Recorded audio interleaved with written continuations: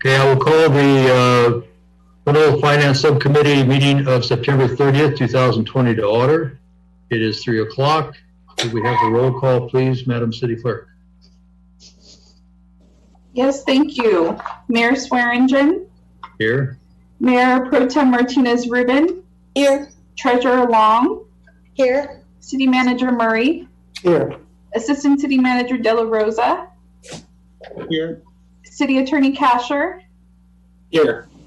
Let's see, Finance Consultant Jeannie Roca. Looks like she's not quite on the call yet, but I expect that she will be. Is Development Services Director Miller also here? Not yet. And that concludes roll. Thank you. Okay, thank you. And then we'll move on to the public comment. I'm told that we have a couple of public comments. So could we take those now, please? Thank you, Mayor. Yes, we have two comments. The first is from David Rupert. He wrote, "Good afternoon, Mayor Swearingen, Mayor Pro Tem Martinez Rubin, and Treasurer Long. On Tuesday, November 3rd, 2020, the citizens of Canola will vote for a new city treasurer. The candidates are Rafael Menez and Roy Swearingen. In the past, the city treasurer played a minor role in the scheme of things at City Hall. Most people in Canola did not know that this elected official existed.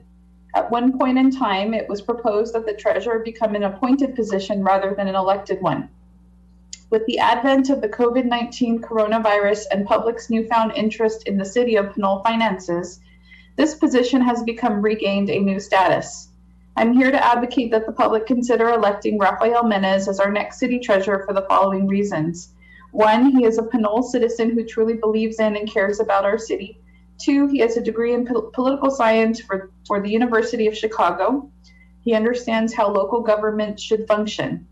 3, he has been involved in Canola city government for a number of years. He has probably attended as many city council meetings as any of our elected officials and city staff members. 4, he has mastered the inner workings of Canola's city budget and accounting system. He has spent large amounts of his personal time working with the Canola Finance Subcommittee and City Council on budgets that affect our city. 5, he has practical experience in private bookkeeping and other accounting-related jobs. 6, he has the endorsements of the following organizations and individuals. A, the Democratic Party of Contra Costa. B, the Canola Progressive Alliance. C, Canola for Fair Government. D, former Canola City Treasurer Dina Rosales. E, Anthony Tave, Canola City Council Member. F, Devin Murphy, Canola Planning Commissioner.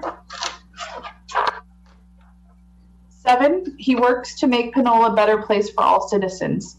8, he has excellent people skills and technical skills. 9, he looks to the present and not the past where our city often finds itself. And 10, he is a superior choice for city treasurer than his opponent. For more information about Rafael, go to the website www.menezfortreasurer.org.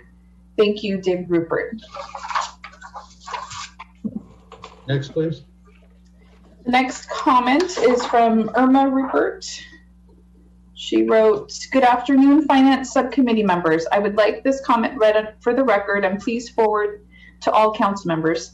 I would like to know why Glen Court is on the repaving project of the streets. It wasn't too long ago that it was paved. Other streets that I have seen need it more than this street. Is anyone looking and checking and putting priorities of the streets where it is needed most? I think someone is dropping the ball and not doing their job. It bothers me that other residents have been complaining about their streets. We should repave the ones that really need it. I live across the street and I think it is ridiculous wasting money when we should do better.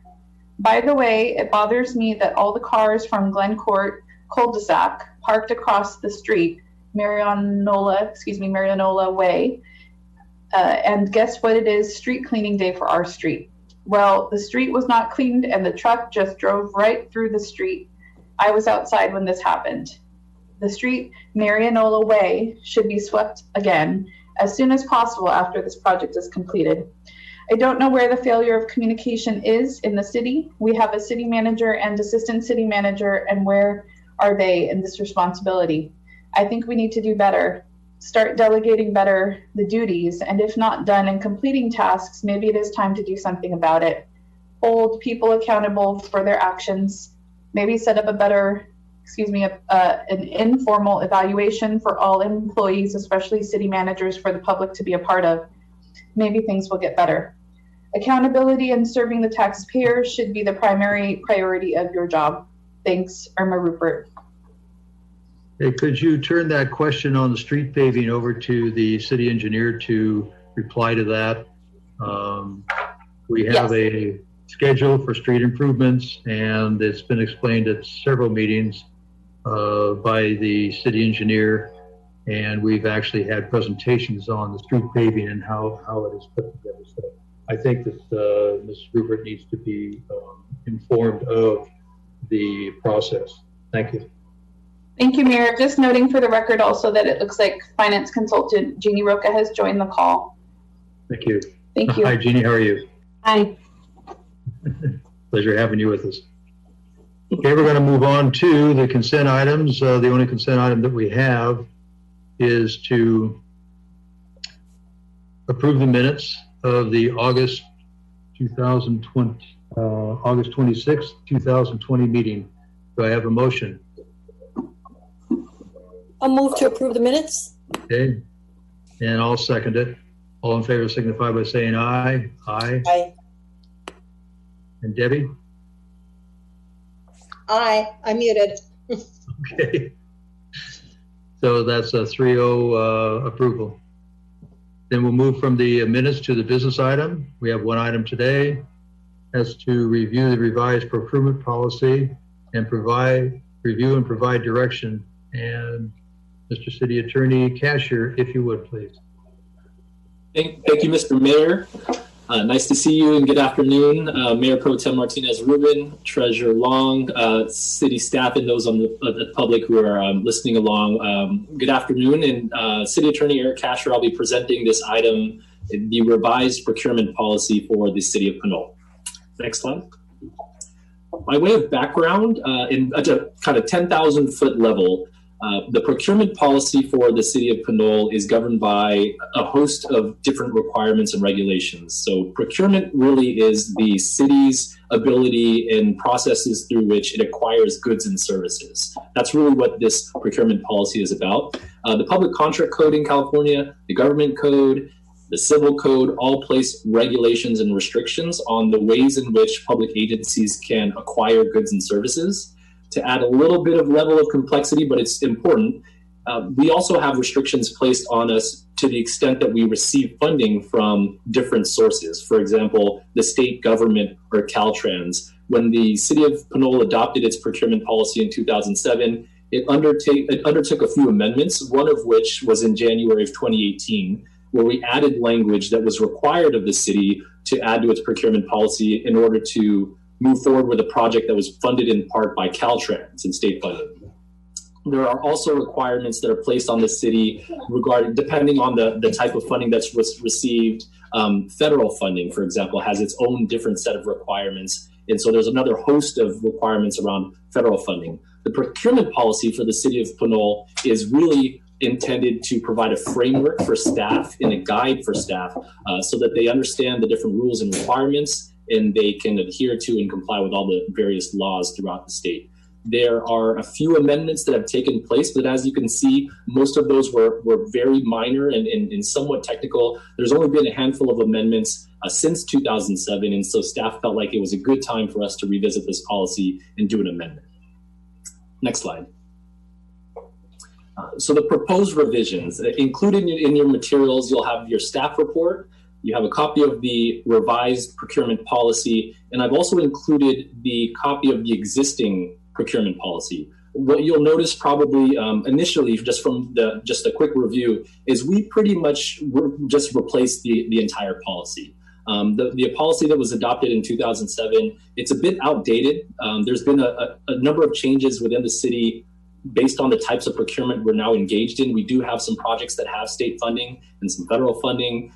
We wanted to beef up some of the sections regarding emergency procurement given the state of affairs and some of the things that are going on. So that's what brought about the interest in revisiting the policy. And then just from a practical standpoint, work closely with staff and all the department heads. There was a level of frustration, might be too strong of a word, but definitely there's some inconsistencies in the policy. And I think pretty much broad consensus among all the department heads felt like we could have something that's a little more user-friendly. It's going to be easier for the public to understand and to follow along with, and then provide some better guidance to staff. So the staff is going to, I'll be presenting this revised procurement policy for you today. I'm going to go through some of the sections that have changed, and it's our hope that the subcommittee will provide approval essentially to move this forward to the city council with a recommendation that we approve the procurement policy.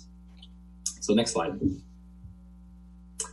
So what is new? So these are the key sections in the revised procurement policy that were not in the prior version. And I'll just go through each of these very briefly to give you a sense of why we added them.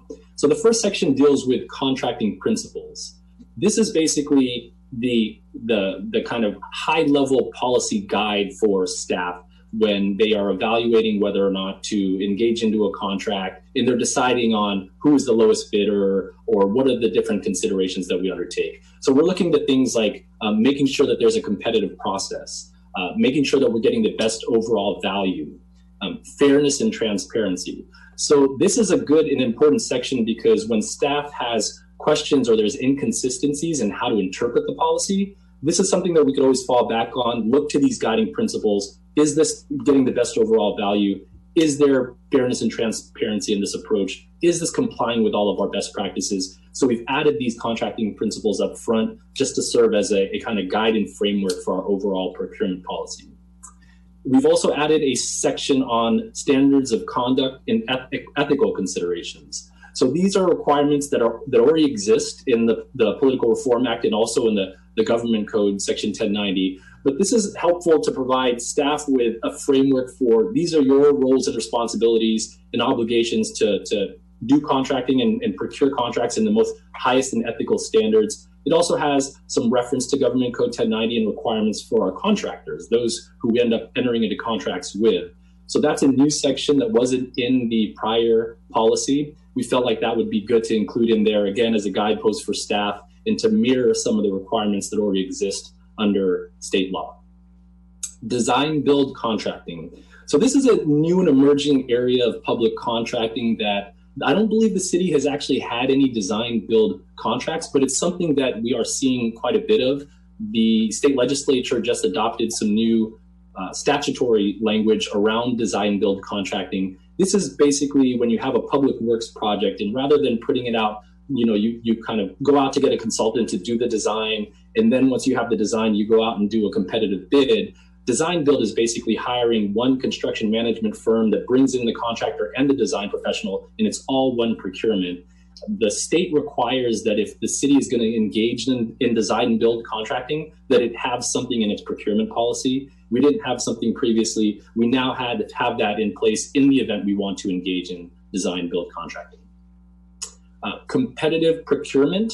So this is something that the city has engaged in the past. This is where you're basically looking to other public agencies who have, for purchasing supplies, for example, if you're pooling multiple cities in the county, for example, because everyone's buying the same good or the same supply or good, and we're going to get a better deal if we're purchasing that along with other agencies. That's what's called cooperative procurement. And that's something that we had been doing, but we just didn't have a real policy in place that provided a framework for that. So we've added a section on competitive procurement in here as well. Micro purchasing is really dealing with really small dollar purchases. This is really just for supplies. It's something that's already been approved by the council as a budgetary kind of approval. It's just staff being able to go forward and purchase something that is really minor. And so it's less formal procurement requirements than would be required of having to go through some of the larger processes that we have. We have a section in here for information technology purchases. This is just to make sure that when the city is purchasing IT equipment, software, other types of technological equipment, that we consult with the IT department to make sure that there is consistency, coordination, and integration so that all of our systems can speak to each other and do so properly, and that we're not purchasing forms of IT equipment and softwares and the like that's not compatible with one another. We have a section in here for qualified vendors, and that we already have a section in there for qualified contractors and consultants. This is basically allowing for us to have a short list of qualified vendors for supplies, goods and supplies, so that if we wanted to go out on a procurement, we'd have a short list that we can, essentially go to, submit, do a competitive, round, get a couple of proposals from that short list. We now have a process in place to do that for vendors as well. And then finally, we added a definition section. The prior policy had a lot of terms in there that are sometimes legal in nature, sometimes they're loaded terms. We've added the definition section at the very end of the policy to provide some clarity in the meaning of some of the phrases and terms that you see within the policy. So those are the new sections of the policy. I'm going to pause there in case there's any questions at this time, and otherwise I'll just move on to the next section. Personally, I think my questions will just fall as we go into each section. Okay. Yeah, let's go ahead and complete the presentation, and then I'll go to the public and then come back to the subcommittee. Sounds good. Thank you. We'll go to the next slide. Okay, so these are some of the sections that already were existing in the procurement policy, but we've tightened them up and we've enhanced them. So we've kind of made them better. Sole source procurement. There is passing reference to sole source procurement in the current procurement policy, but there isn't really a thorough explanation of those situations where sole source procurement would be acceptable. So sole source procurement basically is a situation where you don't go out to competitively bid, you don't solicit proposals. The technology that you're looking to acquire or the service, the good that you're looking to acquire is so unique, only one vendor can actually provide that good or service. And so there's a process through which you can do sole source procurement and just go directly with that particular vendor. It's all provided for under state law. There's limited requirements and limited exceptions where you can do that. We've now laid that out in our procurement policy, so that's clear for staff and they have some more direction. Emergency procurement. We did have a section on emergency procurement. We've beefed it up a little bit in light of what we've seen with the wildfires and the rolling blackouts, everything that we've got going on. We wanted to make sure that we had a emergency procurement section in the policy that was going to allow us to seek reimbursement for FEMA funding, in case we needed that federal funding, as well as some of the other requirements under state law. This section does that, and so we now have that in place in the procurement policy as well. And then finally, we've added we've enhanced our section on purchase orders. That's basically a short form agreement where you're just buying, let's say, 100 widgets. You don't need a large 15-page agreement to do that. It's just a simple purchase order for those goods. We have some processes that we've beefed up and enhanced as it relates to purchase orders, and that's now in this revised procurement policy as well. Next slide. Okay, so staff recommendation is to review this policy, provide us with any feedback. We're happy to answer questions. I did want to mention one other thing. This is just the first step of our essentially revisions to our city's procurement. In addition to this procurement policy, city staff will also be adopting a procedures document, which is more of an internal document that will provide more of the administrative functional details for this procurement policy. It's going to cover things like what is the standard form agreements that you use when you want to enter into a consulting services agreement, and what is the proper approval chain of command when you want to get a particular contract approved, who needs to sign certain types of agreements. So it's really more administrative. That will be a separate document that we'll call the procedures manual, and we'll be adopting that and preparing that once we have some direction from the city council on this procurement policy, because it will essentially provide the little more of the details for the procurement policy, which we have before you here. So that was really, really quick. I know it's a lot of information. The procurement policy is large in size as well, but I'm happy to answer any questions, and I know staff is here and available to do the same.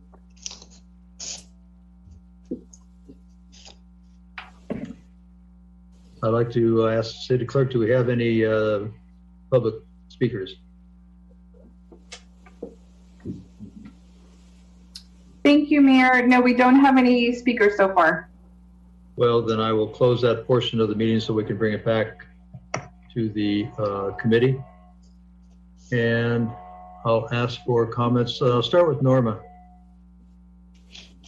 Thank you. I just wondered if the different sections that are now added, the revised policy as presented, at least if we take a look at the outline that you showed us, City Attorney Casher, and I went to another city, if we compare the different sections, are there any that are particular to Canola? Or can we consider that the different sections that now make up this policy are rather comparable to another city our size? Good question. So the sections that have been added, and really the policy more broadly, it's really a compilation of best practices that you're going to probably see in most cities that have procurement policies.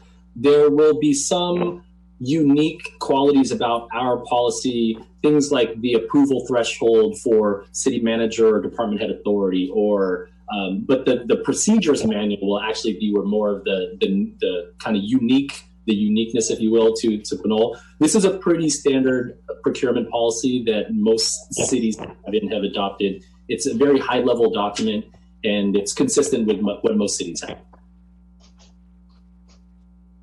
Thank you. That's it for the moment. Yeah. You're welcome. I did what you told me to, Heather. I muted myself. Treasurer Long, questions, please. Just a general question, I guess, before we get into the meat of the document, is there any standard language that would follow each of these sections along? Because I wasn't always sure if everything applied to each section or if it was only as specified as you went under standards of conduct, A and B, and then when you got into another section of purchasing policy. So do they each have unique, I know some of them have unique policies, but are they all inclusive of some standard language? Good question. So the standards of conduct and the ethical considerations and the contracting principles, those two sections right up front, that's going to apply to every form of procurement that the city undertakes, whether it's for construction services or the acquisition of goods and services and supplies. It's going to be consistent for everything. There are some, then beyond that, so that's sections 1, 2, and 3. And then beyond that, we start getting specific to the type of procurement. So there are definitely some different rules that apply to the purchasing of construction services, for example. That's typically referred to as public works contracts or public contracting. Those have different requirements than what would be required of consulting services. So it's the difference between hiring a contractor versus hiring a consultant or an engineer. And so we do have different requirements depending on the services that could be acquired and purchased, but that's really the only differences that apply. And the other thing is that, do you believe, and I was going to ask this at the end, but I think I can ask it now, do you believe there should be a separate section for the wastewater treatment plant based upon some of the items that are common but high dollar items? Good question. I don't believe that there should be. So my suggestion and recommendation is that the city will have the procurement policy in place. All of these requirements will apply to anything that's purchased from the city. And if there's a nuance or something that we want to have unique to the water pollution control plant, I think that's probably best housed in the kind of the agreement that we have with the city of Hercules, or the agreement that's specific to the water pollution control. Yeah. All right. I just wanted to bring it up. Thank you. Yeah, no, thank you. Oh, that until we get into the actual document, that's all my questions. Okay.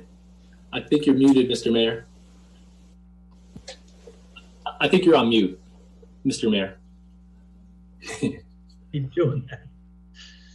I think we'll be moving into that section right now because that's all the questions that we have and comments. So let's go ahead and get into the document, and I'll go ahead with Norma. Do you have some comments on the document itself? I do, but are we going, let's see, you want all my questions through the entire piece, and then we're going to go to the next person? That would kind of be one way to go, yeah. Okay, well then let me look at all my tabs. Pardon me. Just a few questions here. Yeah.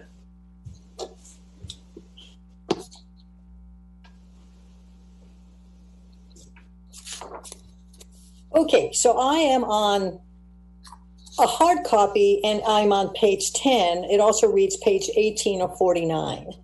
And it has, the section I'm reading has to do with maintaining a list of qualified contractors. And that appears under, in a paragraph related to informal bidding for public works projects. So my question has to do with how any potential contractor would end up on that list. How does the city maintain it? How is that list eventually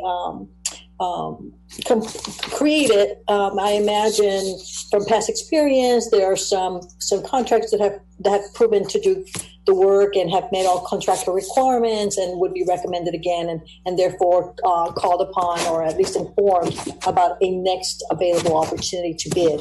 But what about others who may not be on the list? How would they come to be known by staff to eventually end up on a list like this? So that's one question. Yeah. Well, let's answer them as they go along so we can move through them. Yeah. Tamara, I know that you are on the call. You're welcome to jump in here, and I don't want to steal your thunder here. Let me know if you'd like to take that one or if you want me to take a crack at it. I'm happy to answer that question. So it is, a pattern of behavior that we in contracting maintain basically an Excel spreadsheet. But that's old school. Currently, the city of Canola is using a digital bidding platform to maintain its list of interested contractors. And our website instructs contractors who are interested in bidding work for the city of Canola to go to the digital platform and register. And they can actually register showing that they're interested in jobs from Canola. And then when we have a job that we're seeking bids for, we post it to the digital platform, and an email goes out to the subscriber to that list, and they get a note saying that we have a job to bid. And if it's an informal, then they just follow the directions. If it's formal, which we also use that platform for the formal bidding, they follow the processes that are laid out for them for formal bidding. So we still maintain kind of an Excel spreadsheet. So when we have these micro projects, we'll call 3 of the contractors that we have an established relationship with and get bids. So if there was a new contractor in town who had been registering on site, it would be beneficial for him to continually provide bids for us so that we got to know who that person was. And then, even call and say, hey, can I drop by? Because it is hard to break in if you're a new contractor into those micro contracts. But the bigger ones, we use that competitive bid platform, and the technology is there to support maintaining the list. Thank you. Just to follow up on that a little bit, Norman, before you continue, just to follow up on that. Okay. There are requirements by state on public works contracts as far as bidding documents go, and we can compile a list of qualified contractors by when the contractor does apply, or subcontractor does apply to the city to be part of a list. They have to have a qualification procedure so that we know that they can not only bid the project, but they have the capability of completing the project. So it's a little more than just putting your name on a list. You really have to make sure, and the city has to make sure, as in all public works projects, that the contractors that they're using are certified and have their licenses and have their insurances and all the other things. And so that all has to be on the city's documentation before you can accept a bid from a contractor.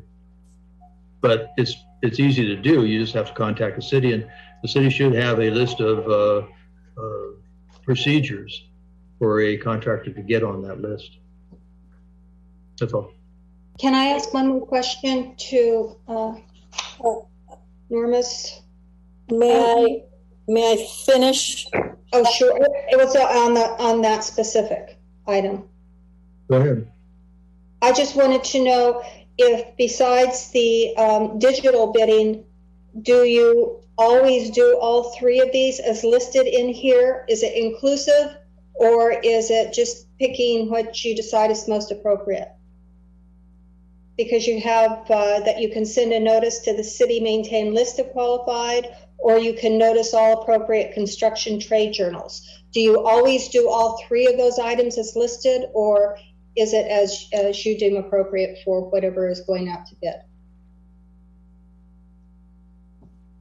I believe the way it's structured in the procurement is through a tiered system, and the lower tier, we have the ability to be informal. So we don't post a notice to newspapers, for example. In the interim tier, we also have the ability to be somewhat informal, so we don't post notices to newspapers. In that top tier, we are required to post newspaper notices, as well as, send out the notes to our list. So that top tier has the most stringent hierarchical way of handling the bid. The other two are more informal. We usually use a pattern of picking three and calling. We just had a recent experience where we had a procurement for professional services, and we have an on-call list. So we reached out to more than three on our on-call list, and nobody on our on-call list wanted to propose on the work or felt qualified or had the available resources to deliver the services for us. So in that case, we went to the middle tier and we posted it to the bid platform because we needed to get the word out more broadly. So, we appreciate the way that this procurement policy has been put forth, because it does allow us those different tiers and the different structures, while still requiring that we be compliant with public contracting law and the signatory to the construction cost accounting. I don't remember all the acronym. Yeah. Uniform Construction Cost Accounting Act. Thank you. Thank you. So again, getting to that very specific thing about a list, I'm just wondering whether, because there seems to be a lot underlying what that list is, if it's sufficient on this policy document that would be made public, correct? For anyone who would read this and would want to get on that list, that if this is the place to indicate the means of getting on it, or whether it's more fitting as it may be now, which sounds to me like provided someone goes to the website and then they might get information, city website, to get information about getting on that list. And that maybe that is the correct place to find out more about that. I am just keeping in mind the matter of possibly expanding that list and not let's see, making it old. Well, it may get. I'm not even thinking about getting old. I'm thinking about trying to avail ourselves of contractors who are unfamiliar with our policy, and to the extent that they do a bit of homework or digging for the information about how to get on a list, that they would do so. I'm not saying that it's in this policy where more information about how to do that would best fit. It caught my attention, which is why I asked about how one would get on the list. So as a matter of policy, again, I don't know if this is the best place to have any more explanation or if it's sufficient. If, as it stands, it does what staff need, then let's leave it as is.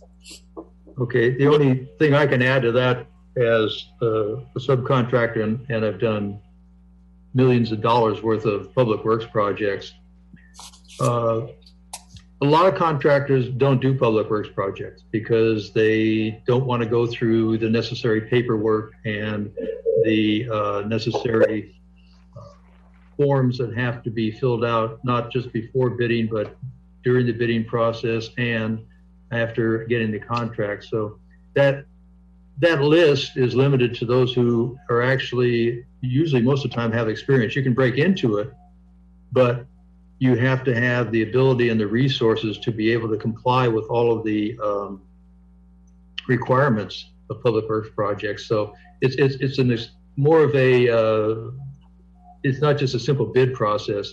It's more of a process of complying with all the standards that are in place, both state, county, and city standards. And it requires more of a subcontractor. Somebody coming in who's never bid a public works project might be the low bidder easily, because they don't know what they're going to have to go through and the time and the money they're going to have to spend administratively to do that contract. So that's why the list is, it's always available, but I think we have and Hector, you can, or Tamara can add to this, if we have an actual procedure, a procedural format where we can inform a new proposed contractor who wants to propose to be on the list. If we have a list of requirements that would be sent out to him so he can make sure that he gets on a pre-approved list. So the pre-approved list is the question. Any contractor who calls the city and wants to get on that list, it has the ability to do that. And I believe, and correct me if I'm wrong, that we do have a procedure to get a contractor on that list. Is that correct? Well, we have only used pre-approved lists for discrete standalone projects. And there is a procedure that goes with that. We use a structure like you're referring to within the bid documents to qualify contractors. So the first hurdle to be qualified to bid a contract with a public agency is merely the licensed contractor status. And we stipulate in our projects which contractor's license is required for the work. It matches the work. Since we do a broad array of work in Canola, sometimes a B license is suitable, sometimes only an A license is suitable. We also have tiers of licenses under that. So that's the first step. And when we do a closed bid contract, within that document, we have all the hurdles for the qualifications, the community involvement, ethics, bonding capacity, which was mentioned, so that they can't even put a bid forth unless they can successfully execute those components of the contract. Now, again, these are for our larger contracts. They're not for our smaller contracts. So we do have a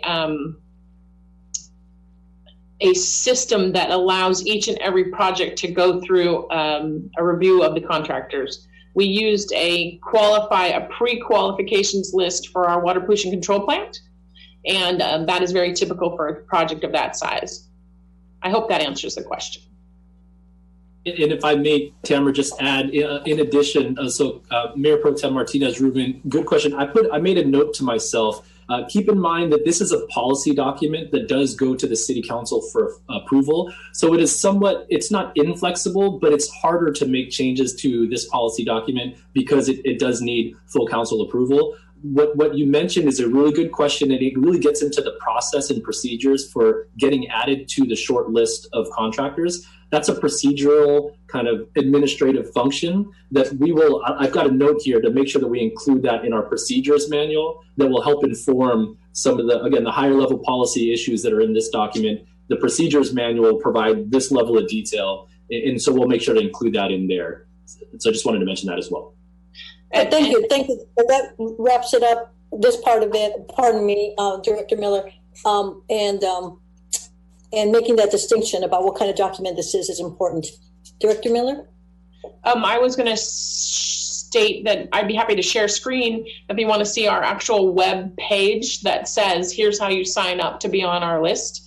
It already currently exists on our web page. It shows the digital platform. It tells you that it's free.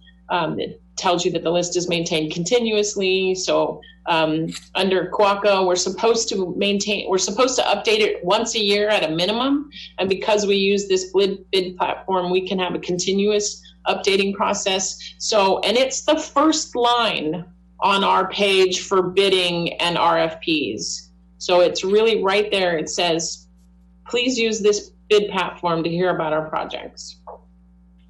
So I don't think it needs to be in the policy document. Procedure document's better, and we're already executing, these practices. Super. Okay. Thank you. So I'll move on. There's reference to the procurement procedures manual. So this is what you, I think now both of you, City Attorney Casher and Director Miller, have alluded to is being prepared or also being looked at as you continue delving into this. Okay. I'm not sure how what I say next will apply here. I didn't see anything specific to online purchases, but it really doesn't matter how one makes the purchase. It's the matter of the amount and the type of service. Is that correct? That's correct. Yeah. Okay. Yeah. Although in the older policy, there is mention of credit cards, and there is no mention of credit cards in the updated one. So can you somebody explain to me why that was deleted? Yeah, so the thinking with the removal of the reference to credit cards is because that's really more of a kind of administrative, a practical kind of issue and topic, the use of credit cards. And so that's something that we definitely plan on including in the procedures manual. Thank you.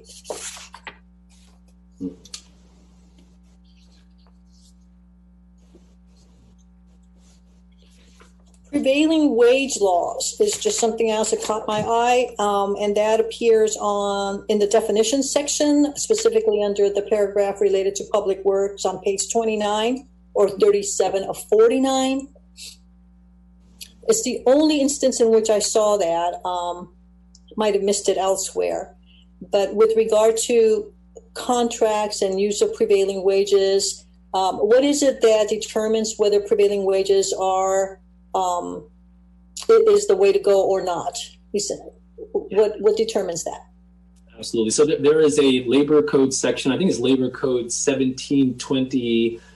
Don't quote me on the specific number. I think it's 1720. It defines what a public work is for the purpose of prevailing wage. And it essentially says it's any public work that is paid for in whole or in part with public funds. So an example would be if there's a private resident who wants to redo their sidewalk in front of their home, and they're going to pay for it entirely themselves, and it's only the public right-of-way that's being used, and the city's going to charge them the permit fees, the city's going to charge them all the fees that's associated with that project. So there's no public funds that are flowing to it. They wouldn't need to use prevailing wage. But if we're doing a street paving project that we're using city funds for it, or even state funds, we absolutely would require prevailing wage. So it's on a case-by-case basis that we assess whether or not prevailing wage would apply. It's a labor code requirement that flows through everything that's in the procurement policy. So we didn't feel the need to explicitly call it out for each procurement. But if the service falls within the definition of public work under the labor code, we have to use prevailing wage. Thank you. Okay. I am now on two tables. I'm looking at two tables. One is on page 30 or 38 of 49, and the next page, 31 or 39 of 49. Now, I wasn't certain why we had two. It appears to me that the table on page 39 might have been a draft only because I see some notes in red ink that appear in red ink when one prints the document, and they seem to be questions that were going back and forth as this document was being prepared. But I'm also wondering whether they are questions to us as a committee that staff would want us to comment on.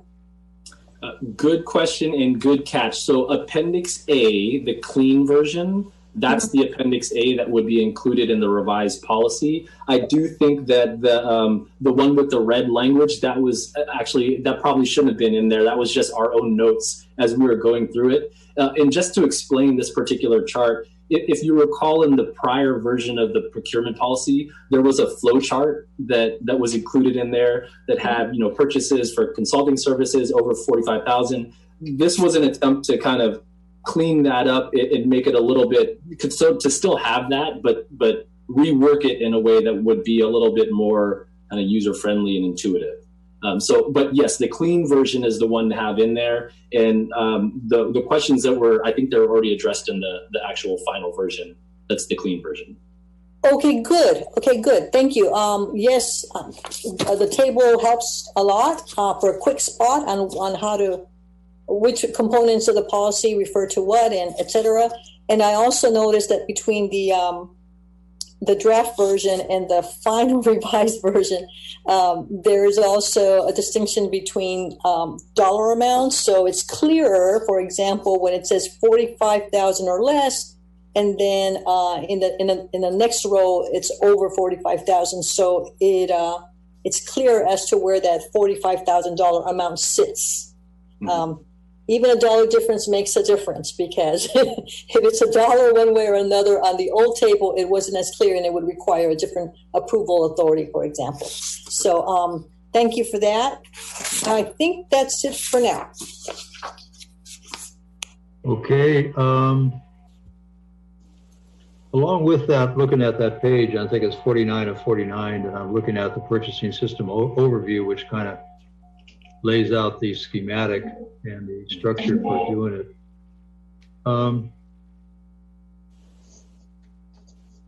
Where it says less than $45,000 for consultant services, would these be services that the city council has approved and the cost would be under $45,000, or would it be consultant services that management decides that they need and it's under $45,000? Good question. My understanding is that these would be consulting services. So the city manager would have the authority to award a contract in the amount of less than $45,000 for consulting services, based on this policy. Let's see here, and keep in mind, this is the chart that you're referring to is it's the existing procurement policy. So it's the chart that we currently have in place right now. That chart has been revised in the new policy, but just kind of reading off of the original one, it would allow for bid award by the city manager, department solicit bid, department conduct interviews. Yeah, it would be a city manager approval. It doesn't get into the issue of whether or not it needed to have been approved previously by the council or directed in any formal way through a budget approval. Can I add something there, Eric? Yeah, please. That's the existing process, as I understand it. So some time ago, the city council deliberated on the issue of increasing the dollar threshold of a contract that could be executed by the city manager. And I think the $45,000 threshold is the existing. So it's not, nothing was changed in the revised procurement policy to those thresholds. Your question, Mayor, does raise a good point that I think is worth noting, which is this issue of who can authorize. Basically, as Eric explained, procurement is deciding from whom we're going to buy goods and services, right? It's a separate issue from the city council appropriating money for the purchase of those goods and services. So for any of these things here that don't need to get city council's approval to execute a contract, city council needs to appropriate the funds though. So for instance, in a case of a $45,000 professional services agreement, the city council would have had to already budget an amount for a consultant to come do some work. And all that this is saying is that the city council's authorized to execute the contract, funds for which have already been approved by the city council. The city council itself doesn't need to approve the execution of that contract. And I think that was my question, and that's what I was looking for in an answer. And it was just related to consultant services, not goods. Goods and materials are entirely different subject matter. But the thing that concerned me was that I read a line, and I don't remember exactly where it was, and I probably got it in green someplace, but I didn't note it, but that department heads could authorize purchases or other types of consultant services on their own too. Is that true, or am I just not reading that correctly? This is police department, fire department, the department heads could authorize a purchase up to $45,000 if they needed to. Yeah, so there is reference in, let's see here, I'm looking at attachment A, department head expenditures. So there is language for non-public works purchases. Department heads do have the authority to expend any expenditure, purchase, or contract valued at under $10,000 may be approved by the department head, provided that the funding for the purchase or the contract is authorized by the budget approved by the city council. So similar to the city manager's point, as long as there's a budget approval for it, then and it's a contract of $10,000 or less, the department head can approve the contract. Okay, it's just somewhere I read where it was more than that, and I was getting concerned looking at the numbers that we have. That's all I have right now for questions. Treasurer Long? Okay, that's where I'm a little confused, and that's why I was asking if there wasn't a blanket kind of statement that supersedes this entire procurement policy that makes those generalized statements. I think I would be more comfortable to see that written down, because there was one place, I believe it was explicit, but some of the others weren't so much. So, because as I recall, when the $45,000 was approved for the city manager, it probably never got written down, just the dollar amount changed. But at that time, it was understood that the city manager would let the city council know that they had, done something, or it would be under a consent calendar, or there would be some way that the council would be notified of the contract itself and what was approved. So I just want to pass that on, that was the way I had understood it to be in the past. And if it's not going to be done that way going forward, because it was perhaps unwritten, then that should be made just very clear, I think, through some kind of generalized statement saying that all these procurement policies would need council approval through funding with the current budget, and that there's a difference between council approval and management execution of any contracts. Does that make sense? It does. And let me try to see if I can help address that. So section, let's see here, 4 of the procurement policy relates to contracting authority. And so this basically says all city expenditures and purchases must be approved by the city manager or department heads. And so this is the kind of catch-all, flows through the whole procurement policy section. So all of the monetary thresholds included in section B, that's basically what applies to every contract throughout the city. It's that section that really has that. We can relocate that within the policy, but as you'll see in the language related to, for example, the city manager approval, it says that the city manager has the authority to make any expenditure, purchase, or contract valued at $45,000 or less, and that may be approved by the city manager, provided that the funding for the purchase or contract is authorized in the budget approved by the city council. So this is trying to draw that distinction. Once the city council approves the budget, and so the budget has been approved, and the city manager now has the budget approval, the city manager could then go and enter into a consulting services agreement under $45,000 within the budget that was already approved by the city council. Okay. I guess part of my confusion, because I did read that and I have that all underlined, but under the approval authority, note the contract, or the city council, no expenditure shall be submitted or recommended to the city council. No, that's not where I wanted to do. It said or, at the very front, it said or the city council. All expenditures, purchases must be approved by either city manager, department head, or city council.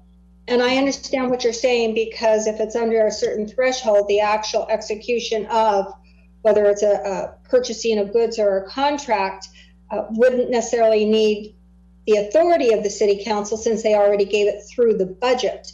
Mm-hmm. I just don't know how clear that was to me. And typically, you know, I don't want to have to read between the lines to figure it out. And I was just wondering if there was any language that could be added to make that clearer.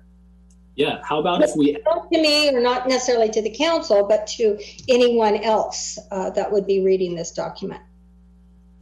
Absolutely. I might offer a friendly amendment to just add to the end of that sentence, so it would then read, or the city council, subject to the monetary threshold set forth below, or something like that. Or to the, okay. Or consistent with the monetary thresholds set forth below. Okay. Can I just add that we thought about this issue quite carefully when we were drafting it. I think it's a significant, I think having this section is a really nice improvement in the revised policy. And I think that last sentence under, 4A is, I read that as being pretty clear that, regardless of what we're saying about who's authorized to execute a contract, it's perfectly clear, I think, that all city expenditures and purchases, regardless of amount, must be included or contemplated in the city's budget. So again, I think that's we've bifurcated these two different things. One is basically how we select the vendor, and that's our procurement policy. The other is, everybody needs to know that you can't select a vendor and spend anything until the city council has budgeted that appropriation. So I hope I think that's pretty clear. And as Eric described, and I guess I would just describe it as a matter of construction of this policy, these sections in the beginning lay out terms that relate to the remainder of the document.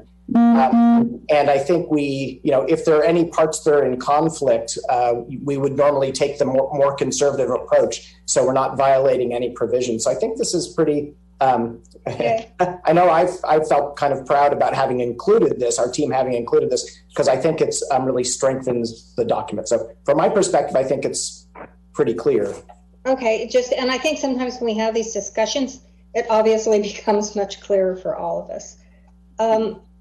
Okay, so I'll move along to page 3, and that's 11 of 49, but page 3, and it's the second paragraph, and it talks about the prohibited interest include interest of immediate family members, domestic partners, the respective employers, respective employers, and prospective employers. So this sentence doesn't seem to have, it's about the employees, right? Their conflict of interest. Right. Well, is there a reason why the city council isn't mentioned in this? I know it's assumed, but I just... Yeah. So this Government Code 1090 relates to any conflicts in the approval of a contract. And so that's why it's in here. It applies to the city council as well as employees. The city council... So the reason I think it's in here is it's because, there are some contracts that would not be approved by the city council. So there does need to be clear reference to the fact that this does apply to employees. It definitely does apply to the city council. So we could add city council and employees as well. It applies to both, basically. Okay, it's a suggestion. It's for, I guess, you as our legal counsel and for the city council to decide upon, but I would recommend adding city council. I would also recommend that, and I think both Treasurer Long and myself are going back to an incident that happened several years ago where a city council person intervened in a bid process and supporting one of the contractors, and it was what we would call unethical. And what actually was an FPPC violation, but we managed to get it through. And I'm just like Councilmember Long. I want to make sure that the city council is aware that they should not be. They should be ethically bound by these contracts. Also, I know they take the ethics course and the conflict of interest course, but sometimes because of their association with a person that wants to bid a contract, and that person really wants it, so they go to the council member and they say, "Hey, Joe, can you help me out here? You know, see if you can't get the city staff member to think my way," and stuff like that. And so Joe goes down to the staff member and starts intervening. Those are things that I think the council has to be well aware of. May not in some cases. So I would ask a question of the city attorney. My sense is that the city council gets counseled on the conflict issues quite thoroughly, and this is just one of many forms of conflict that a council member might experience. I guess from a practical perspective, I'm not sure whether a council member is likely to review the procurement policy on a regular basis such that it would remind them of that potential conflict, as opposed to it being captured under the regular ethics training they need to get. So I'm just offering the observation that I think that this is a really significant concern that's related to a larger constellation of issues that council members need to be constantly vigilant regarding and are trained on. So I feel like yes, I wonder if practically speaking it's going to have much influence to be placed here, because this is pretty deep in a policy document that's primarily going to be used by city staff. So I don't think there's I guess I feel like it might be establishing the expectation that people are going, elected officials are going to find it here and be aware of it tucked away here, which, I'm not sure it's needed because they get that training elsewhere. And I don't know that that's a practical expectation. So I'm just making that observation. I would offer a differing opinion in that one, you only get your ethics training once every 2 years. And, sometimes that all of it doesn't stick. But besides that, I believe that probably many of your council people might very well look at this document. But more than that, when this is shared with the public is going to have a perception that perhaps the council is excluding themselves, even though we know they're not. I would never, ever think that, but different minds think very differently. And I think it would just make this document more open for the public to know that the council members take this policy as seriously as the administration does. Because obviously this is more of guiding for you and the department heads than it is for council. But ultimately council is the one who will be responsible if anything goes afoul of this. And we won't go back to I guess it was the middle 2000s, and there was a council member that was directly in conflict with this. And I think had someone been able to avail themselves of this detail, unlike the other one that we had, as you pointed out, doesn't have the same type of detail, who knows, maybe things would have turned out differently. But I think it's important to add city council to ensure that everyone knows that the council plays by the same rules as everybody else. And it's just from a public perspective. I appreciate that observation and am persuaded by that viewpoint. So I changed my opinion. I think that makes a lot of sense when you've explained it that way. Norma? Sorry, I'm getting a lots of noise outside, but I would support adding reference to council members in that section. Okay, thank you. Okay. I guess you have your direction on that. Duly noted. Thank you. Okay. And then going to page 5 under contracting authority, and this comes up, I guess, throughout the document on the micro purchases. In fact, I actually looked at the notes and where it said, do you think we might want to add a micro purchase procedure, and your thoughts? I just put yes. Is that something that will be addressed when they do the actual purchasing policies or things like that, and define what micro is and how it might play out within the different departments? Yeah, so good question, Treasurer Long, thank you. There is reference to micro purchasing in, let's see here, this is page 10 of the procurement policy. I believe it's page 18 of 49.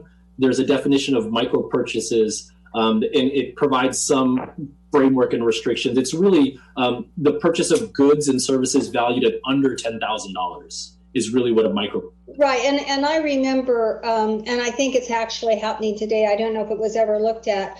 We don't have a purchasing department per se.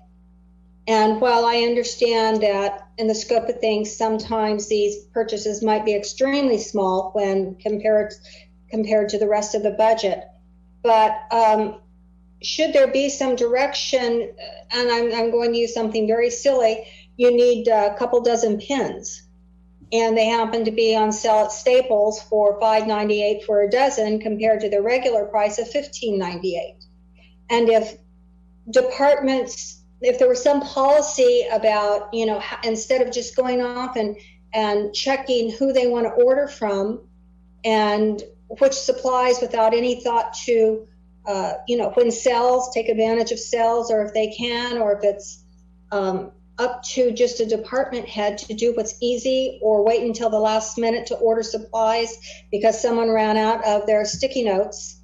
It's something very small, but I believe that it would be very good to have some type of policy when it comes to those type of goods, when it's throughout all departments. It's not unique to one department or the other. There may be unique items in ordering, but typically there are some staples that run throughout the departments. And I don't think this is the document that would talk about it, but it made me think about it when I was reading it. Yeah, I'll just add, we can certainly add some language in our procedures manual that will give some guidance to staff on micro purchasing. Right now, there's basically a reference to, you know, seeking multiple quotes and bids, even when not required, is a best practice to help ensure that we're getting the best pricing, but there's not anything more than that. We could certainly add some additional teeth to that in the procedures manual. Okay. And then on page 6, the public works projects. And I can only try to explain what I mean by going through something that I recall. So I'm not trying to embarrass anyone. I'm not trying to point a finger at anyone, but these are it says this definition specifically excludes maintenance projects defined as routine. So I'm going to assume that those would fall under the $10,000 threshold. Or so the public, so that's actually connected to the public contract code. So the California Public Contract Code requires competitive bidding for all public works, and it excludes the definition of maintenance in the definition of public work. So that's why that's carved out. Yeah. Okay, but right now, Public Works has the authority to enter into a contract if it had to do with a maintenance project. And yes. Okay, and specifically, I'll use one is on the Appian Way project for the vines. I think Tamara will know what I'm talking about. The ones at the top, the wall right there between Sarah and Michael, and then the vines, I think, just before Marlesta. And when they were getting out of hand, I believe a separate contract was entered with, perhaps it was the current service we use for gardening, and it was actually quite a bit. And I was just wondering, when these contracts are entered into, if there can be some, once again, a guiding policy that defines that they talk about how long it will take them to do a project and the cost associated with it. Because I watched 2 men do one wall for, it was 2 or 3 days, and the other wall couldn't have been any more. And so it was just slightly, probably over a week. And the amount of money that was paid for that wall, and I realize I'm not immune to the fact that I know that there are more costs beyond paying the employee a certain amount of wages. But even factoring in a lot of that, I just was scratching my head and thinking that there must have been a reason. It couldn't have been a number that was just purely drawn, out of a hat. So is there anything that could be added to make sure that when these contracts that are approved by department heads, that they have specific type of criteria when, awarding the contract?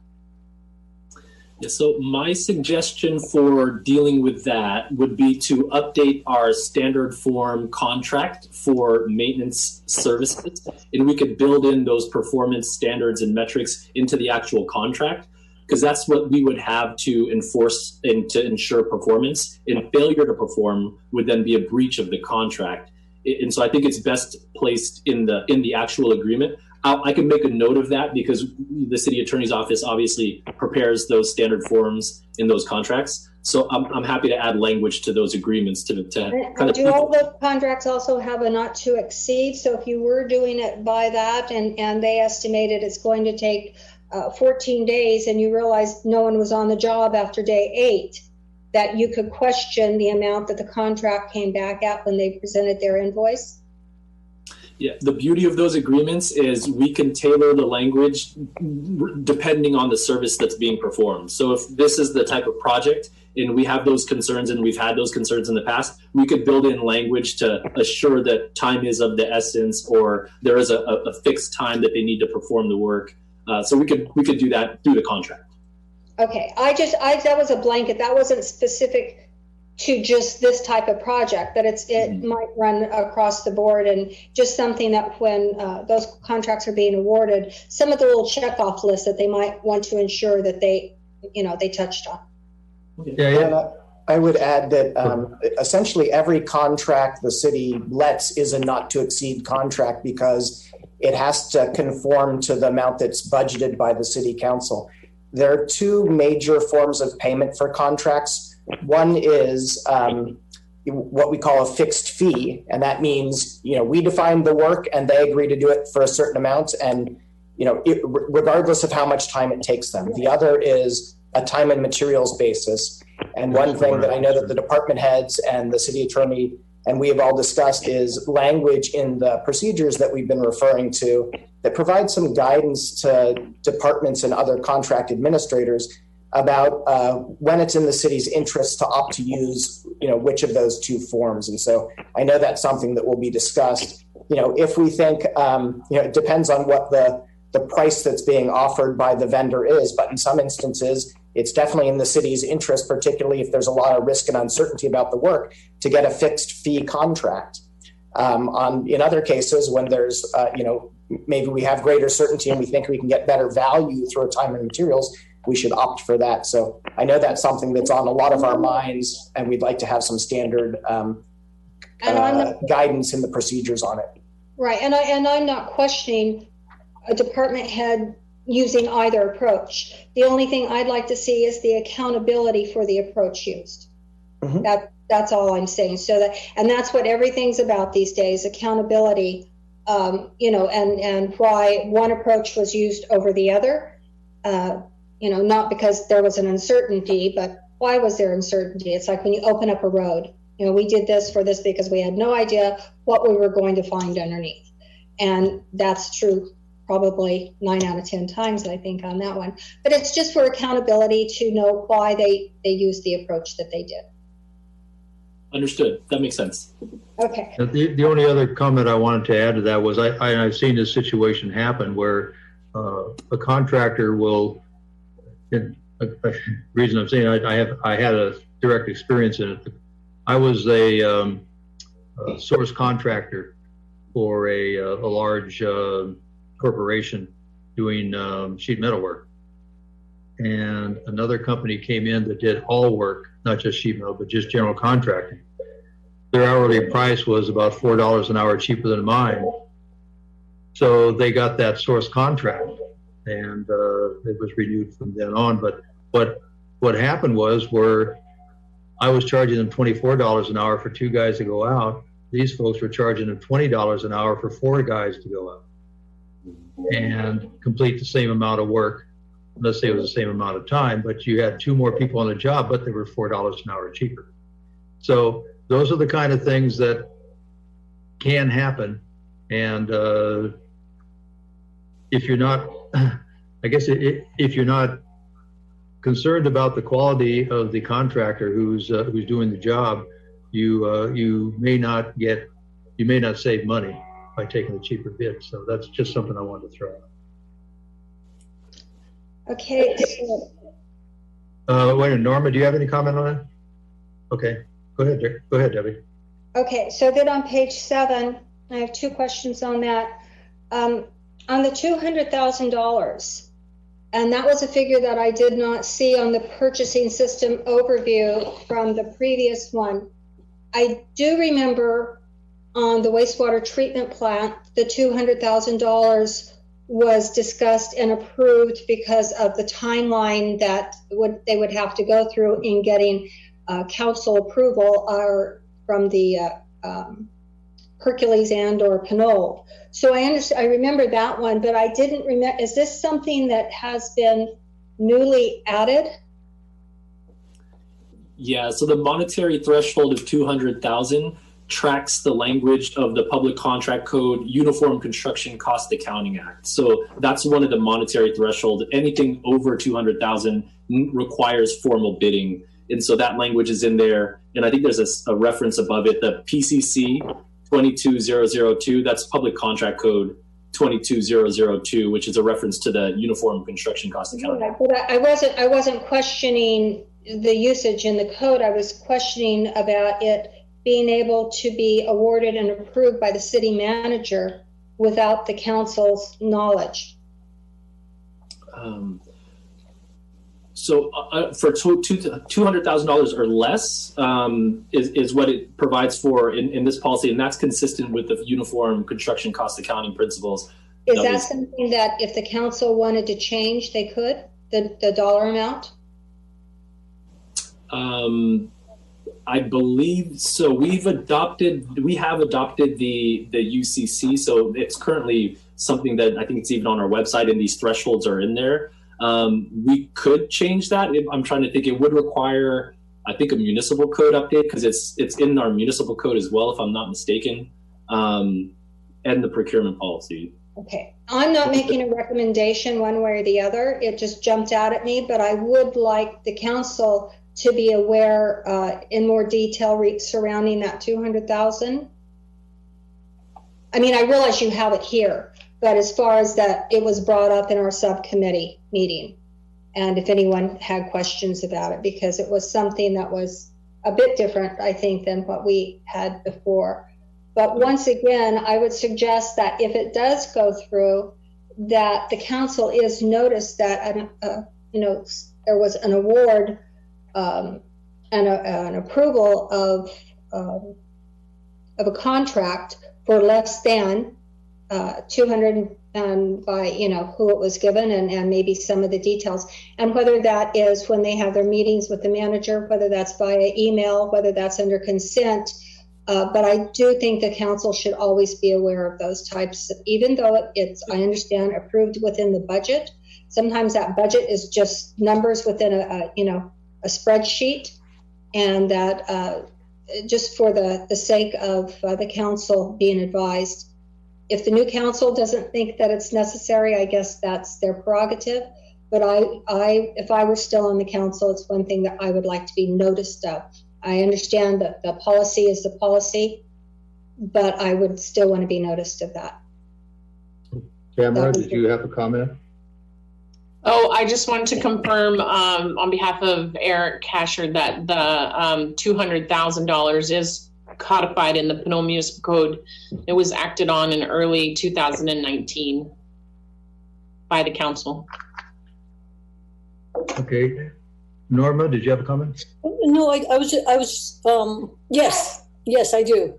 I'm just reacting to something that Treasurer Long has commented on.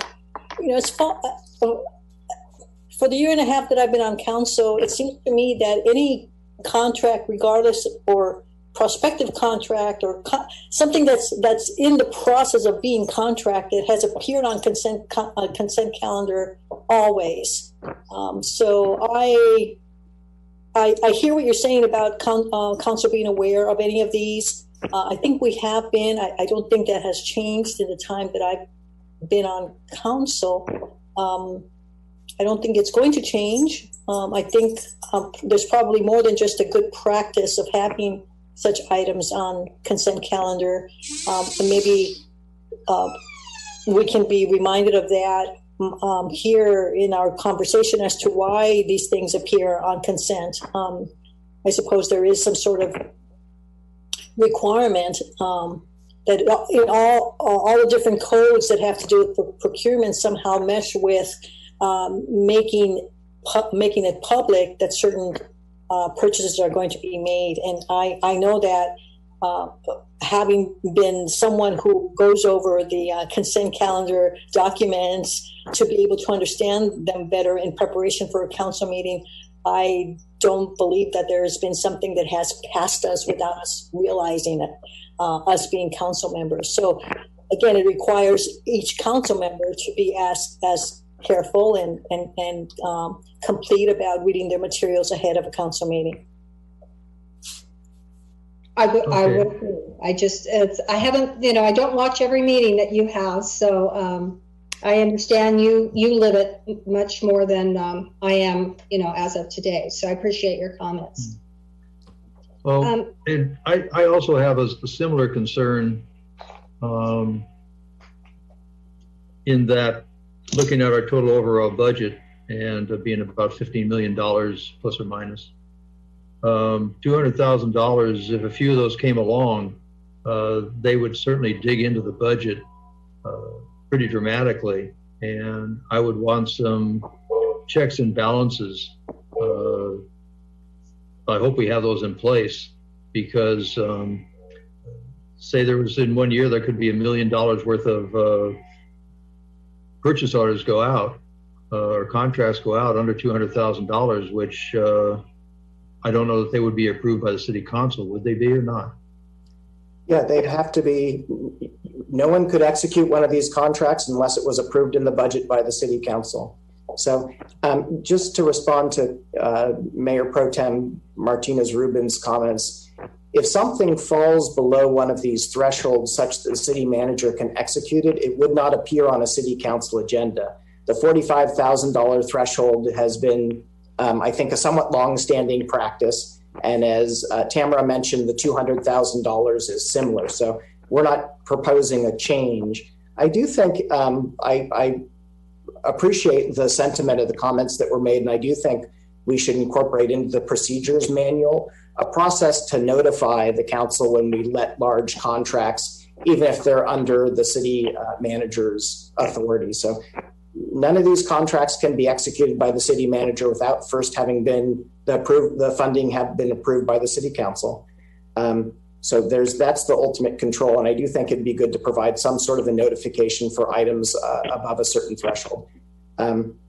Yeah, I don't think, I wouldn't want to see a bunch of additional things added to consent, because I think a simple notification through some other form of the council would be appropriate. It does take staff time to make things ready for the agenda.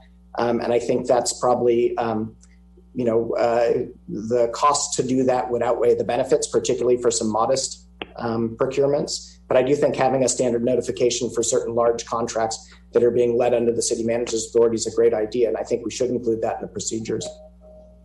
Thank you. Thank you. Then in that same light, on the notice of completion, and I'm sure that Tamara will probably recall a few of these, the same thing I would ask that the council be notified when they're going to file their notice of completion. There are times, and have been times, when council members have been notified of items that may not get transferred through to Public Works. So I would ask that prior to a notice of completion, when it is going to be authorized simply through the department, that they at least notify the council as well that it's going to take place. Some I know are under consent, but many also aren't. And on some of the, projects that maybe others haven't seen, maybe there's some information a council member would like to add before it is signed off. So I think it's similar. Oh, go ahead, Derek. I was just going to say, we could add that to the procedures manual, if that's helpful. Okay, I think that would work. Is that okay, Andrew? Is that where you're going with that? I was going to say, that sounds like a great idea to add to the procedures manual. You got to it first. Okay. Great. And I think that anytime you see where it's something that might intrigue the council, if that could be done, I agree with the city manager. Adding things to the consent calendar certainly isn't going to help the time frame for any of the employees or the time length of the meeting for the council members as well. But I believe that just a simple notification, however it's chosen to be done, would be appreciated. I know I would have appreciated that. So then if we go on, I think it's 13, at least that's where my notes are on page 13, under the design build, since this is a new section. Mm-hmm. And I know that I think one time it was discussed at the council level, had to do perhaps with solar. Sometimes that could be design build. Sometimes obviously smaller projects are just design build. It's much more cost efficient. But when you put those out, and this is a question that probably once again would be a policy or just informing me, when you put those out, is the budget open-ended, or is it inclusive? If you put it out for $25,000 and that includes design build, not to exceed, are there any hiccups in the design build that could come back and, make that budget expand to $20,000 or $25,000, whatever the cost that it would be? Is there anything built into the design build language to ensure that things don't go over budget outrageously?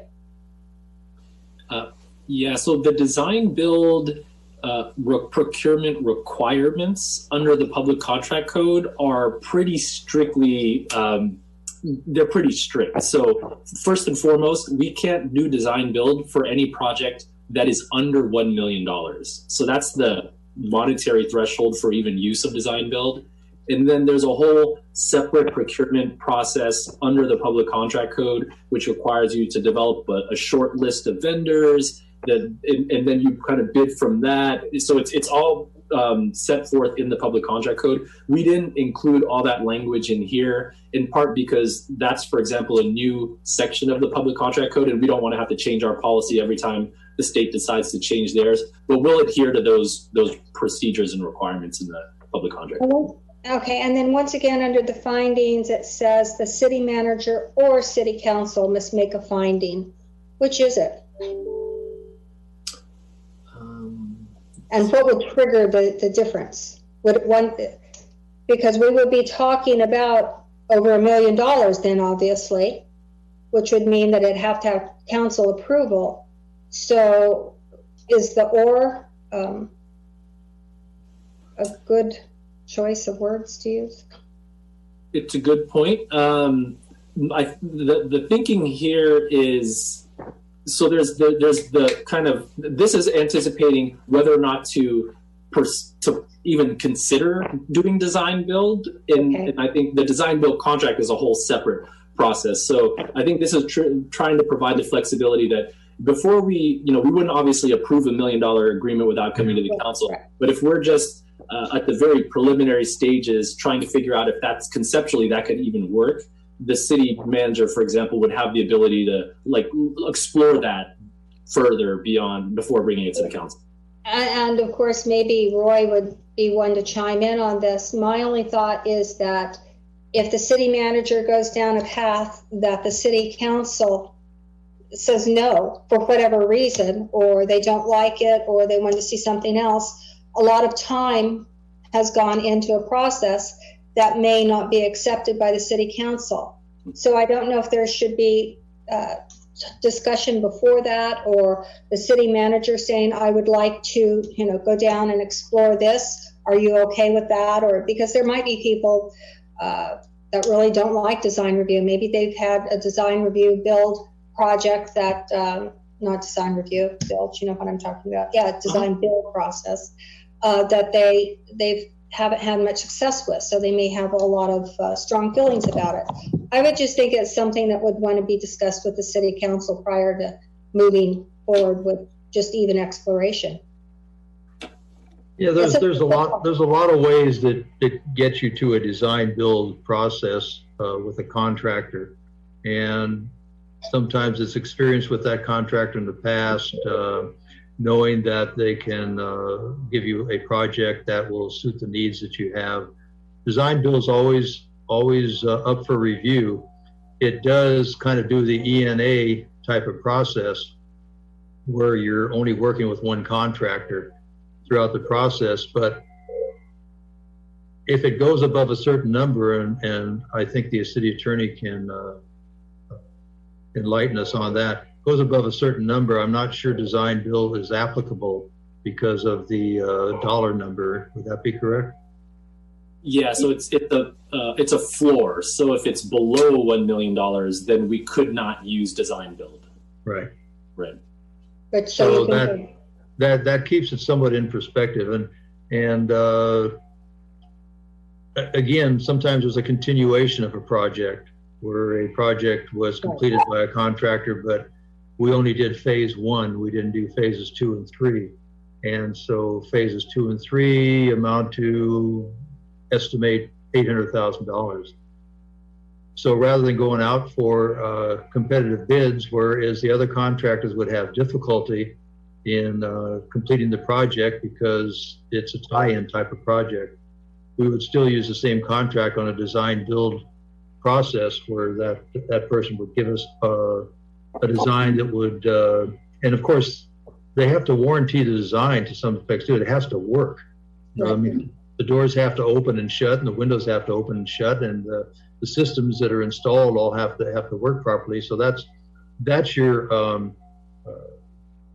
checks and balances on the project. But then it also has to be approved by the engineer, the city engineer, and the city architectural design process too. So all those things come into effect before the design bill actually gets awarded. So it's likely the council would be aware of the potential or possibility even before the exploration of that project took place. Just because absolutely. all the other, yeah. Absolutely. Okay. Yeah. Yeah. Okay. And again, still falls under the quotation mark public works entity type of project, and you have tight reins on that. State code requirements on that. So you're not going to get away with sliding something in and then charging as much money as you want. Okay, and then on page 20, and this is probably another silly question, but criteria for preference, and it says service local preference may be given to a responsible, responsive local business. What would define responsible? Right. So that is a length of time. Yeah, that's language that is, so in public contracting, the city is required to award the contract to the lowest responsive and responsible bidder. And when it says responsible, what we're really talking about are they meet the qualifications of projects. So they're duly licensed, they have proper experience with the scope of work that's being proposed. So we do have the ability, for example, to reject a contractor who is not responsible, who does not have the qualifications. Okay. Just a different definition. Yeah. And then we will go page 22. The top talks Hold about. on a second, Debbie, and we're going through it. And Norma, if you've got something on a page that we slip by on the way, let's try to go page by page now, because I have something else on 20. I just want to ask a question and then move on to the next pages. I was looking at the definition of local businesses, and it defines a local business as the boundaries within the city of Canola. And when we did the contract, and Tamara, you can correct me if I'm wrong on this, we said local businesses, and then we realized that there weren't any local businesses in the city of Canola. So we redefined local businesses to being within a 5-mile radius or 10-mile radius. Then we defined them as being in Contra Costa County. And then we defined them as wherever we could find one if we couldn't find in Contra Costa County. So I'm not sure how local business sometimes relates. If you can't find a local business, what do you do? Tamara, did you want to? Okay, go ahead. No. I concur with Roy that we went through that tiered approach as it related to the wastewater treatment plant because we did have difficulty including local people in the project. And it was helpful, but still a challenge. So I don't propose to put forth a program for this procedure document, and council happy to take direction and explore forward motion after direction. Yeah, it's just that I want to make sure that when somebody reads this, they just say, well, I'm not a local business, so I can't do the job. And maybe we're excluding some businesses that may be qualified to do the job for whatever reasons, because we're demanding that you be a local fixed business within the city boundaries of the city of Canola, or a home-based business located within the city's boundaries of Canola. So I guess that's not really part of this, because this is just a definition of a local business. It just came to my mind that perhaps somebody says, well, you know, look at this. I'm a local business and I didn't get the job. I guess I'm looking at that aspect of it too. So I'm not sure that we might be handcuffing ourselves in some respects. But I guess this doesn't really refer directly to that. So I'm going to pass on that and move on. Go ahead, Debbie. Okay, on page 22, when it talked about purchasing, the first paragraph, goods and services involving the use of federal grant funds. Mm-hmm. Typically, does the council have to approve receiving those funds anyway? Typically, it would be. Those tend to be larger projects. The one that comes to mind right now is the San Pablo Avenue Bridge project. That is, it's a large project. Most of the federal funds that we receive are going to be for those larger types of projects that are going to have not just federal funds. So it's not going to be fully funded by the federal government. It's going to be partially funded by the federal government. So there'll still be local funds that are going to need to, that will likely require council approval given the size of the project. Okay, so if there were smaller grants, I don't know, just someone had left you some money, or they granted you money, or however you want to say it, this council still has to accept that, don't they? Whatever is yes. Okay, so they would know about it. I guess that's where I'm getting. There wouldn't be any need for council approval or notification because they would have gotten that up front when the grant came through. That's right. Yeah, and I think we have an item in the upcoming meeting where there's a receipt of a grant, some sort of grant funding. So right. Yeah, we bring those to council. Okay, and then at the bottom, when it talks about blanket purchase orders, it says there are exemptions from purchase order requirements, and examples of such include acquiring land, utility payments, payments to other government agencies. And this is where I think about the wastewater treatment plant. Is there any way, I know that when we do sludge removal, obviously no one has, I'm sure that there's some kind of PO that might be used for that or that's signed off when they come and take it off site, or the gasoline that is purchased, or whatever energy related items might be purchased for the plant. Is there any way to include language that would make it clear that the plant might have a higher authority to exclude themselves from having purchase orders from those types of things? Or would you want to? Or do they?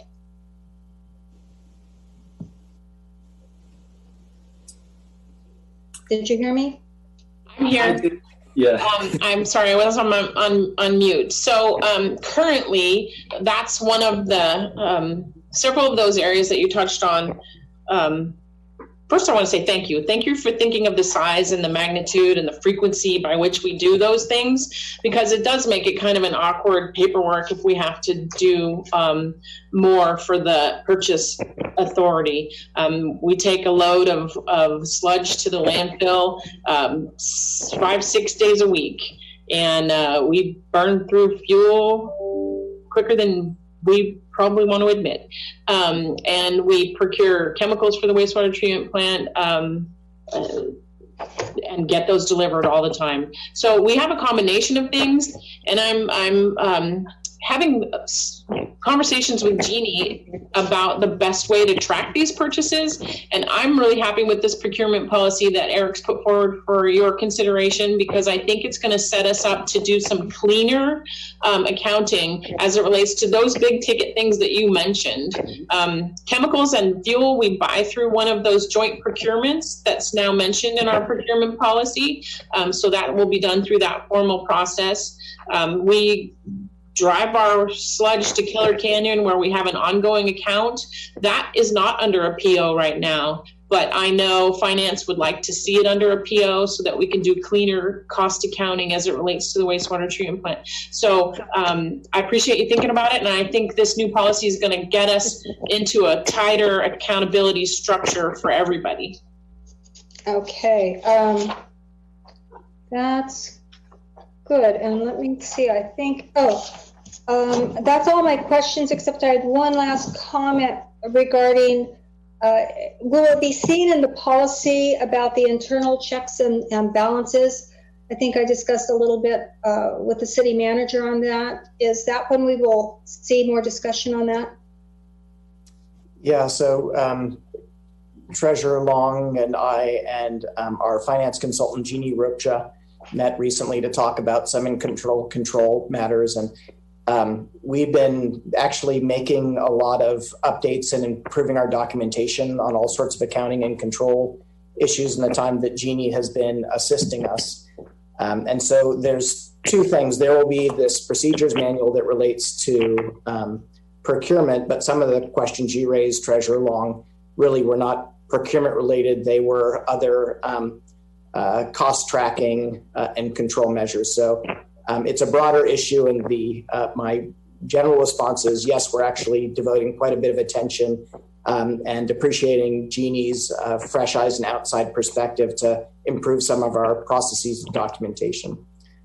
Okay, so that's still being worked on, as well as the actual policy manual. Yeah, and the policy. Yeah.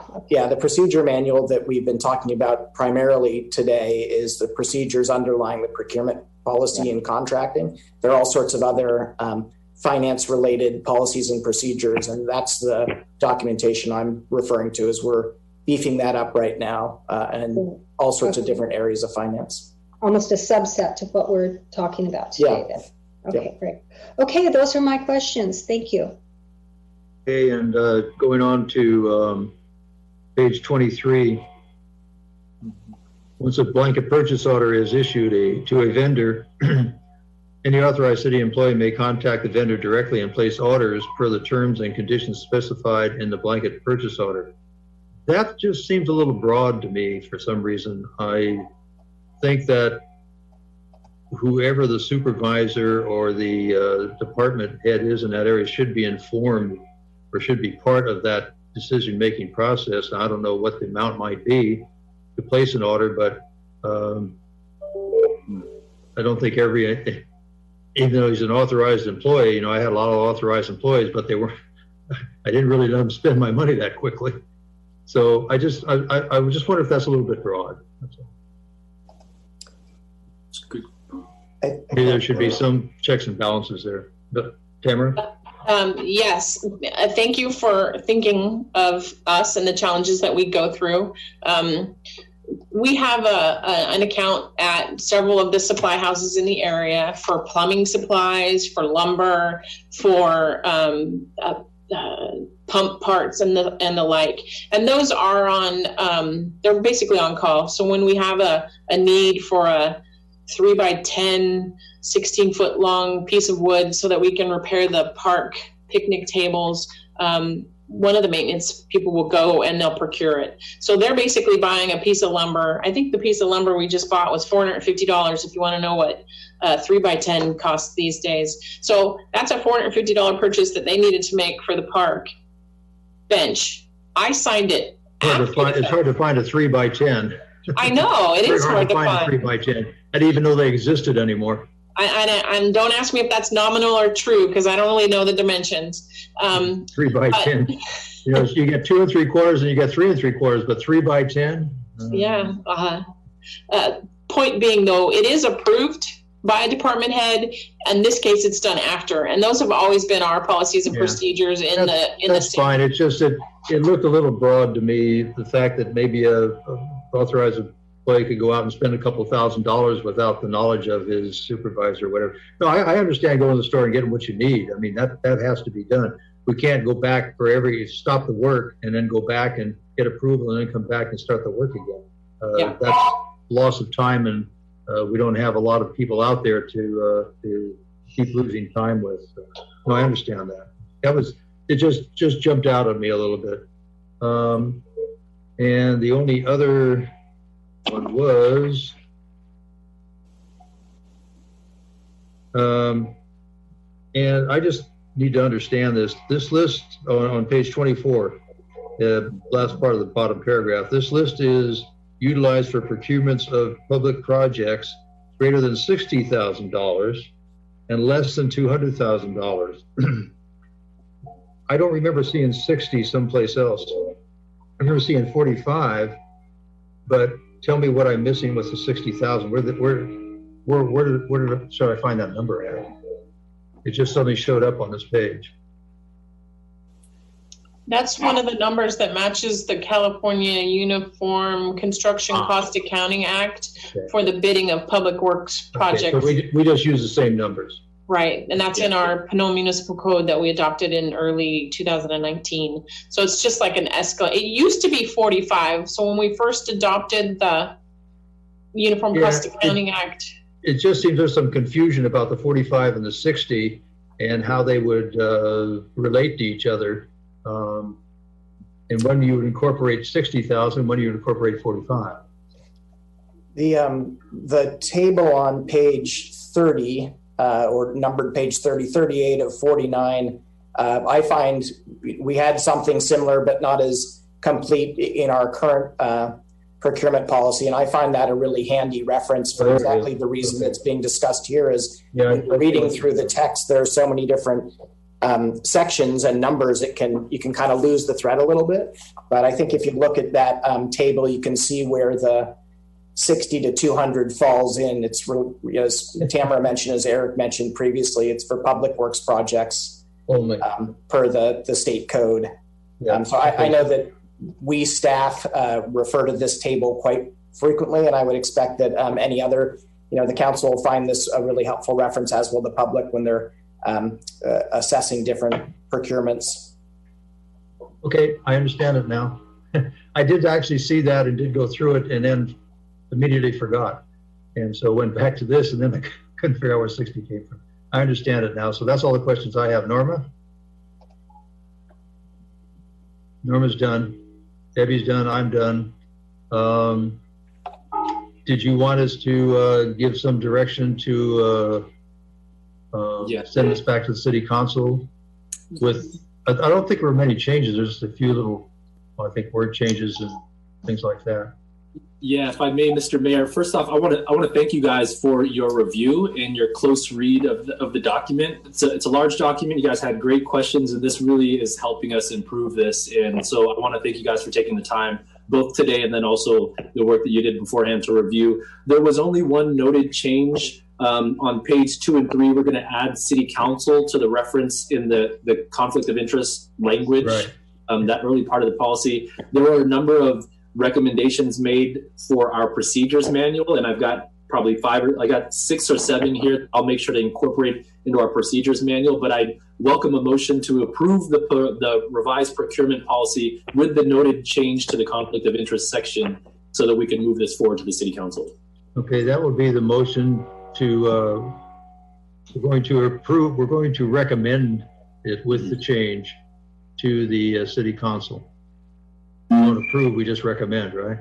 That's correct. Yeah. So that's the motion. Do I have a second? Second. No, Norma doesn't second. No, I'm not making a motion, just before the motion, pardon me, just little formatting, change so, people don't think there's some language missing. On page 28 or 36 of 49, in the paragraph that begins with piggybacking, line 3. Yeah, just move up, the last word services, so it completes the sentence and it doesn't appear as though there's some language missing. Do you see where that is?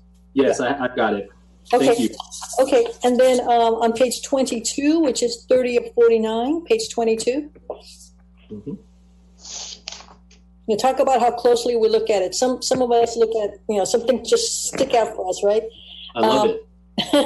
On page 22, section D, number 1, that line, purchase order, a purchase order is a document. Got it. Okay. Okay, that's it. Now the formal matter. Okay, so those are word adjustments, not any change in the process. Exactly. Those are word adjustments. Yeah. Okay. Thank Okay, you. then the motion's on the floor and those adjustments will be made. Do I have a second? I'll second. All in favor signify by saying aye. Aye. Aye. 3-0 to recommend the policy to the city council. And thank you all for your diligence, and thanks staff for spending the time with us, people who don't seem to figure things out sometimes, but at least me. I think the other two do very well. Sometimes I have trouble. But thank you, Eric, for all the explanations. Thank you, Tamara. And thank you, Virginie, for joining in. And Andrew, thank you for your input. So what meeting will this be coming out on?